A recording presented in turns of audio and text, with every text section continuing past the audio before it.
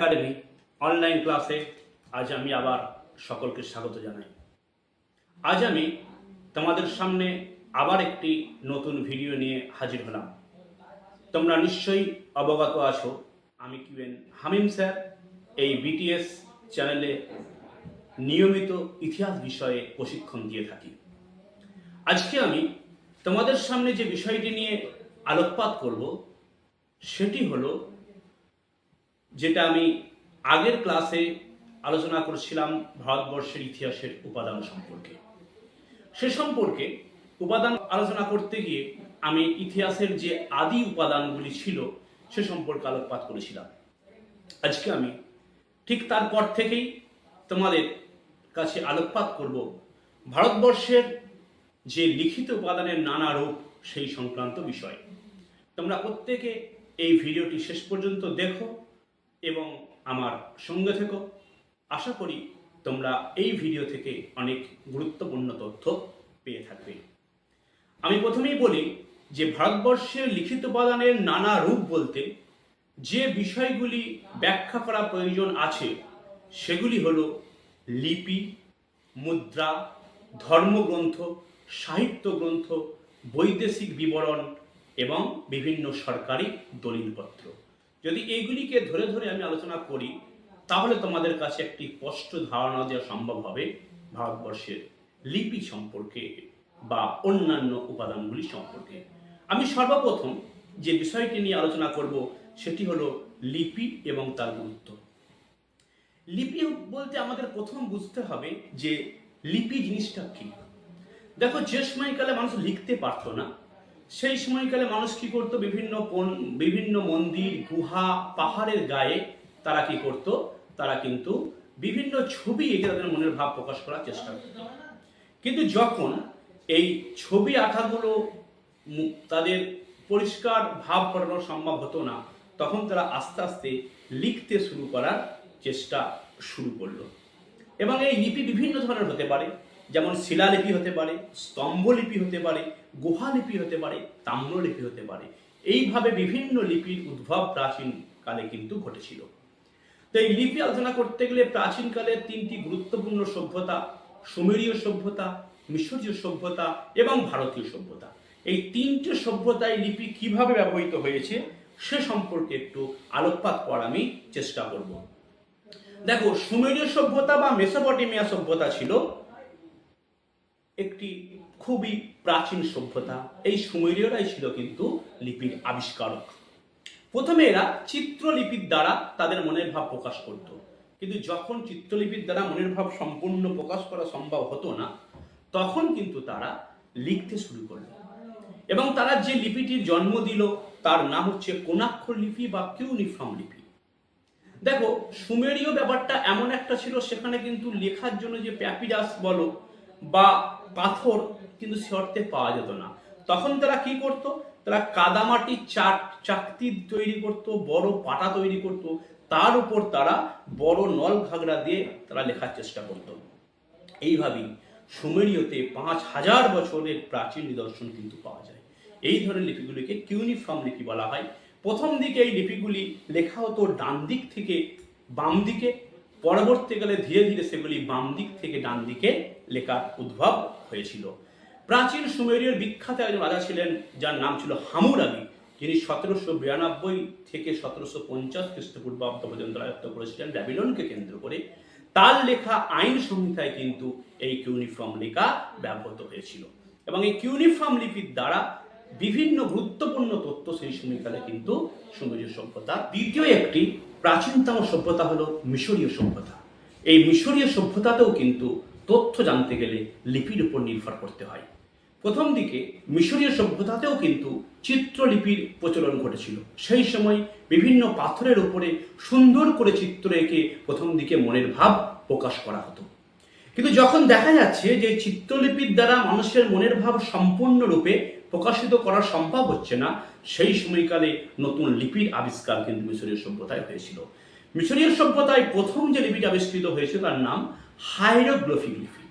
এই হাইরোগ্লিফিক লিপিটিকে বলা হতো দেবলিপি। কেন না, বিভিন্ন ধর্মীয় কাজে, বিভিন্ন উপাসনা, বিভিন্ন কবরস্থান, বিভিন্ন মন্দির গায়ে, সমস্ত জায়গায় এই লিপিটি ব্যবহার করা হতো। তবে এই লিপিটি ছিল খুব কঠিন। এই লিপিটি সাধারণ মানুষের পক্ষে বোধগম্যতার কিন্তু অসুবিধা ছিল, যে কারণে এই লিপি খুব একটা ব্যাপক হারে কিন্তু প্রচলন হতো না। তবে এই সমসাময়িক সময়ে আরেকটি লিপির আবিষ্কার মিশরিত হয়েছিল, যার নাম হাইরেটিক লিপি। এই হাইরেটিক লিপি হচ্ছে একটি নতুন লিপি। এটাও কিন্তু যথেষ্ট জটিল ছিল, এটাও কিন্তু সে অর্থে ব্যবহার করা হতো না।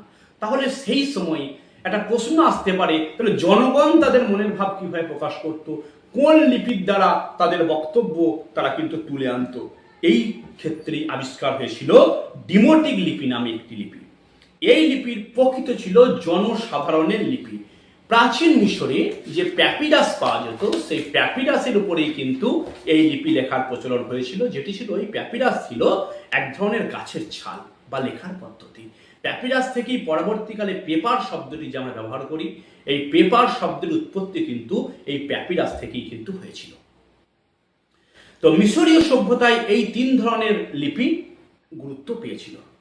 তবে ভারতীয় প্রেক্ষিতে যদি আমি আলোচনা করি, ভারতের প্রাচীন যে সভ্যতা হরপ্পা মহেঞ্জোদারো, এই হরপ্পা মহেঞ্জোদারো সভ্যতায় সর্বপ্রথম লিপি আবিষ্কৃত হয়েছিল, যে লিপিটিকে সাধারণভাবে সিন্ধু লিপি বলা হয়। যদিও এই লিপির বিষয়বস্তু কি, এর মধ্যে কি লেখা আছে, তা কিন্তু সম্পূর্ণভাবে পাঠোদ্ধার করা সম্ভব হয়নি। অনেক গবেষক বারে বারে চেষ্টা করেছেন পাঠোদ্ধার করতে, কিন্তু তাদের পক্ষে সেটা সম্ভব হয়নি। তাই পাঠোদ্ধার করা সম্ভব না হওয়ার কারণে এর মধ্যে কি লেখা আছে জানা যায় না। তবে মনে করা হয় এর মধ্যে কিছু চিত্র, কিছু ছবি আঁকা ছিল, যেগুলো অনেকটা চিত্রলিপির প্রমাণ দেয়। ভারতীয়দের ক্ষেত্রে সর্বপ্রথম গুরুত্বপূর্ণ যেটা লেখ বা যেটা পাঠোদ্ধার করা গেছে, তার নাম হচ্ছে সহগড় তাম্রলিপি। এটি ভারতবর্ষের প্রাচীনতম লিপি, যেটি অশোকের 50 বছর আগে লিখিত হয়েছিল। এছাড়াও অশোকের সময়কালে অসংখ্য শিলালেখের প্রয়োজন দেখতে পাওয়া যায়, প্রকাশ ঘটেছিল শিলালেখ এবং অনেক স্তম্ভলেখ, যেগুলো বড় স্তম্ভ করে বিভিন্ন লোক সমাগম সম্পন্ন এলাকায় যেগুলোকে টাঙিয়ে রাখা হতো। গুহালেখ, অনেক গুহার গায়ে লেখা হতো। শিলালেখ অনেক বড় শিলাখণ্ডের উপর লেখা হতো। এই অশোকের শিলালেখাগুলোর যে পাঠোদ্ধার করেছিলেন জেমস প্রিন্সেপ, তখন থেকে বোঝা যায় যে ভারতবর্ষের ইতিহাস রচনার ক্ষেত্রে লিপির একটা গুরুত্বপূর্ণ ভূমিকা ছিল। এছাড়া ভারতবর্ষের বাইরেও কিছু কিছু লিপি পাওয়া গেছে, যেগুলো ভারতবর্ষের ইতিহাস জানার ক্ষেত্রে কার্যকরী ভূমিকা গ্রহণ করে থাকে। যেমন যদি আমরা বলি, পারস্যের বেহিস্তান লিপি এবং ভারতবর্ষের যে এশিয়া মাইনরের যে সীমানার কাছে বোঘাজয় শিলালেখ, নকশি রুস্তম শিলালেখ, এগুলোও কিন্তু ভারতবর্ষের ইতিহাস রচনা করার ক্ষেত্রে একটি গুরুত্বপূর্ণ ভূমিকা রেখেছিল। তো এই যে লিপির কথা বলা হচ্ছে, এই লিপি কিন্তু ইতিহাসের ক্ষেত্রে, রচনার ক্ষেত্রে এর যথেষ্ট গুরুত্ব আছে। সর্বপ্রথম কি গুরুত্বপূর্ণ না, এই লিপিগুলো একটি ধাতু খণ্ডের উপরে বা শিলাখণ্ডের উপরে লেখা হতো, যে কারণে কিন্তু এগুলো নষ্ট হওয়ার সম্ভাবনা কিন্তু খুব কম ছিল। এবং পুরানো বা অন্যান্য ঐতিহ্য অনুযায়ী এই লিপির কিন্তু কোনো পরিবর্তন ঘটানো কিন্তু সম্ভব হতো না। আর এই লিপিতে একটা গুরুত্বপূর্ণ বিষয় হলো, এই লিপি কিন্তু যে কোনো শাসকের রাজ্য সীমানা কিন্তু নির্দিষ্ট করতো। একটা শাসক কোনখানে রাজত্ব করছে সেটা কিন্তু এই লিপির দ্বারা জানা সম্ভব হয়েছিল। এবং সেই সঙ্গে, কারণ যে যার এলাকায় শাসন করত, সে কিন্তু আর এলাকায় লিপি সেখানে কিন্তু উৎকীর্ণ করতে পারতো। আর সেছাড়া এখানে আরেকটা বিষয়, এখানে কিন্তু সময়কাল, এখানে সময়কাল অনুসারে লিপির বর্ণমালা শেষ আবিষ্কার হয়েছিল। সময়কালটা বোঝা যেত, সেখানে উল্লেখ করা থাকতো কোন সময়কালে।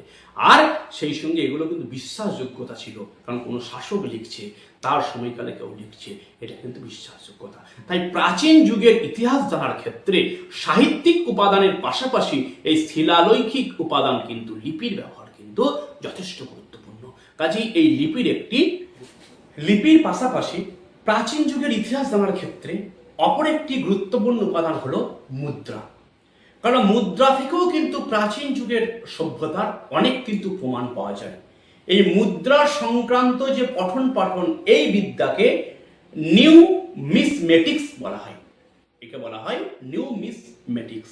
এই মুদ্রা প্রাচীন যুগের ইতিহাস রচনার ক্ষেত্রে কি ধরনের গুরুত্বপূর্ণ ভূমিকা রাখে সে সম্পর্কে যদি আলোকপাত করা যায়, তাহলে বলা যায় সর্বপ্রথম রাজবংশের পরিচয়। একটি রাজবংশের পরিচয় কিন্তু তার মুদ্রাতেই পাওয়া যায়, কারণ সেই মুদ্রা রাজবংশের নাম, তাদের বংশ পরিচয়, তাদের রাজত্বকাল প্রভৃতি বিভিন্ন কিন্তু উল্লেখ করা থাকে। এবং এই মুদ্রা থেকে অনেকটা সিংহাসন আরোহণ সম্পর্কে তথ্য পাওয়া যায় কোন রাজার মুদ্রা থেকে, যে তিনি কোন সময়কাল থেকে কোন সময়কাল রাজত্ব করেছিলেন, সেই সময়কাল উল্লেখ করা থাকলে সেখানে কিন্তু স্পষ্টত বোঝা যায় তিনি সিংহাসন আরোহণ কখন করেছিলেন।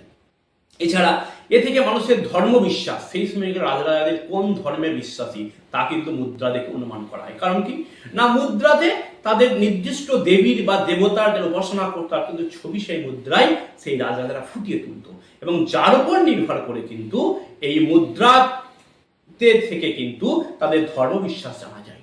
আরেকটা কি, সেই সময়কালের অর্থনৈতিক অবস্থা কেমন ছিল সেটাও কিন্তু মুদ্রায় প্রমাণ দেয়। যেমন উদাহরণ আমি যদি বলি, মৌর্য যুগের প্রথম দিকের যে মুদ্রাগুলো পাওয়া যায়, সেই মুদ্রাগুলোতে যে ধাতু ছিল, পরবর্তীকালে দেখা যাচ্ছে যে সেই ধাতুতে কিন্তু খাদের পরিমাণটা অনেক বৃদ্ধি পেয়েছে। এ থেকে মনে করা হয় যে সেই মুদ্রাগুলো অর্থনৈতিক অবস্থা সেই সময়কালে কিন্তু যথেষ্ট নিম্নমানের হয়ে গিয়েছিল, যার ফলে কিন্তু মুদ্রাগুলোতে স্বর্ণ হোক, রৌপ্য হোক বা তাম্র মুদ্রা হোক, সেই মুদ্রাতে কিন্তু দেখা যাচ্ছে যে অরিজিনাল ধাতুর তুলনায় অনেকটা খাদের পরিমাণ বৃদ্ধি পাচ্ছে। এটা থেকে কিন্তু তাদের অর্থনৈতিক অবস্থা কেমন সে সম্পর্কে কিন্তু জানা যায় কেমন ঘটছে। আরেকটা কি, এই মুদ্রাগুলোতে কিন্তু রাজ্য সীমানা উল্লেখ করা থাকে, যে কোন এলাকা থেকে কোন এলাকা রাজত্ব করছেন রাজা, তার একটা প্রমাণ পাওয়া যায়। তাছাড়া এই মুদ্রাগুলি থেকে অনেক শিল্পকলা এবং ভাষা সম্পর্কে কিন্তু তথ্য পাওয়া যায়। প্রাচীন ভারতের ক্ষেত্রে যে ব্যাখ্যা করি, যে প্রাচীন ভারতের মুদ্রা বলতে ব্যাক্ট্রিয় গ্রিক যুগের যে মুদ্রা, সেই ব্যাক্ট্রিয় গ্রিক যুগের মুদ্রাগুলি থেকে আমরা ভারতবর্ষে যে ব্যাক্ট্রিয় শাসন, গ্রিক শাসন, তার কিন্তু প্রমাণ একটা পাই। শক কুষাণদের আমলে যে মুদ্রাগুলি ভারতবর্ষে পাওয়া গিয়েছিল, সেখান থেকেও কিন্তু আমরা শক শাসক, কুষাণ শাসক, শক সাতবাহন দ্বন্দ্ব, এই সংক্রান্ত বিভিন্ন বিষয় সম্পর্কে তথ্য আমরা পাই। এছাড়াও অন্যান্য রাজরাজাদের আমলে মল্ল, যোধেয়, পাঞ্জাল, এই সমস্ত রাজাদের আমলেও কিন্তু বিভিন্ন মুদ্রা পাওয়া যায়, যে মুদ্রাগুলি থেকে কিন্তু সেই সময়কালের গুরুত্বপূর্ণ তথ্য কিন্তু আমরা পেয়ে থাকি। কাজেই প্রাচীন ভারতের ইতিহাস রচনা করার ক্ষেত্রে এই মুদ্রাগুলির ভূমিকা অনস্বীকার্য। আজ আমি আমার এই ক্লাসে ভারতবর্ষের বা প্রাচীন যুগের যে লিখিত উপাদানের কথা বলা হচ্ছে, ঐতিহাসিক যুগের তথ্য বলা হচ্ছে, সেই লিখিত উপাদানের মধ্যে দুটি গুরুত্বপূর্ণ বিভাগ হলো শিলালেখ এবং মুদ্রা। এই সম্পর্কে আমি আলোকপাত করলাম। আশা করি এই দুটো বিষয় তোমরা স্পষ্টত বুঝতে পেরেছো, যে শিলালেখ কিভাবে ইতিহাস রচনা করার ক্ষেত্রে কার্যকরী ভূমিকা নিচ্ছে, আর মুদ্রাও কিভাবে কার্যকরী ভূমিকা নিচ্ছে। এছাড়াও অন্যান্য যে এর ভাগগুলি রইল লিখিত উপাদানের মধ্যে, যেমন প্রাচীন ধর্মগ্রন্থ, সাহিত্য, বৈদেশিক বিবরণ, সরকারি দলিলপত্র, এগুলি সম্পর্কে আমি পরের ক্লাসে ব্যাখ্যা করব। আশা করি তোমরা এই ভিডিও থেকে কিছুটা উপকৃত হয়েছো। তোমরা যারা একাদশ শ্রেণীতে এবছর ফার্স্ট সেমিস্টারে ফাইনাল পরীক্ষা দেবে, তোমরা অবশ্যই আমার এই BTS best teaching skills academic এই চ্যানেলটি তোমরা ফলো করো, এবং এর ডেসক্রিপশন বক্সে যে লিঙ্ক দেওয়া থাকবে সেই লিঙ্ক থেকে তোমরা তোমাদের ক্লাসের অন্যান্য ভিডিওগুলো কিন্তু তোমরা পেতে পারবে। কাজেই তোমাদের সুবিধার্থে তোমরা অবশ্যই এই চ্যানেলের সঙ্গে থাকো এবং এই চ্যানেলটিকে ফলো করে তোমার বন্ধুবান্ধবদের মধ্যে এই ইতিহাস সংক্রান্ত যে আমি বিভিন্ন টিপস দিচ্ছি, ইতিহাস সংক্রান্ত বিষয়ে আমি যে নিয়মিত এখানে প্রশিক্ষণ দিচ্ছি, সেটা তোমাদের বন্ধুদের কাছে পৌঁছাতে পারবে। আজ এ পর্যন্তই। পরের ক্লাসে আমি আবার তোমাদের সামনে হাজির হব প্রাচীন যুগের লিখিত উপাদানের অন্যান্য খণ্ডগুলিকে নিয়ে।